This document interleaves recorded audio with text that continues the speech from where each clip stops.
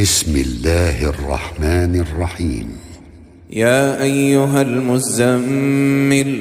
قم الليل إلا قليلا نصفه أو انقص منه قليلا أو زد عليه ورتل القرآن ترتيلا إنا سنلقي عليك قولا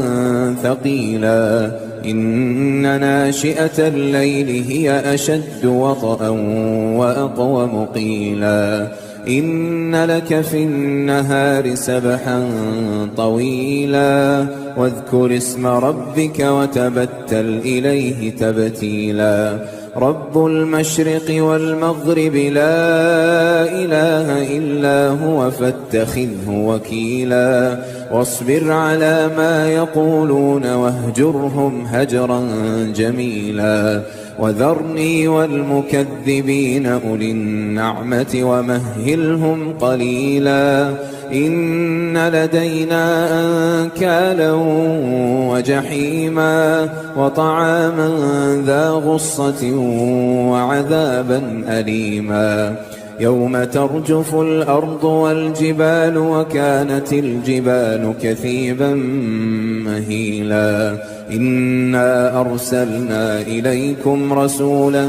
شاهدا عليكم كما أرسلنا إلى فرعون رسولا فعصى فرعون الرسول فأخذناه أخذا وبيلا فكيف تتقون إن كفرتم يوما يجعل الولدان شيبا السماء منفطر به كان وعده مفعولا إن هذه تذكرة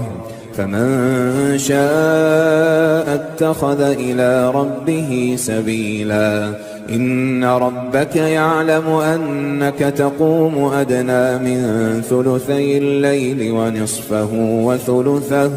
وطائفة من الذين معك والله يقدر الليل والنهار علم أن لن تحصوه فتاب عليكم فاقرؤوا ما تيسر من القرآن علم أن سيكون منكم مرضى وآخرون يضربون في الأرض يبتغون من فضل الله وآخرون يقاتلون في سبيل الله فاقرؤوا ما تيسر منه وأقيموا الصلاة وآتوا الزكاة وأقرضوا الله قرضا حسنا وما تقدموا لأنفسكم من خير تجدوه عند الله هو خيرا وأعظم أجرا واستغفروا الله إن الله غفور رحيم.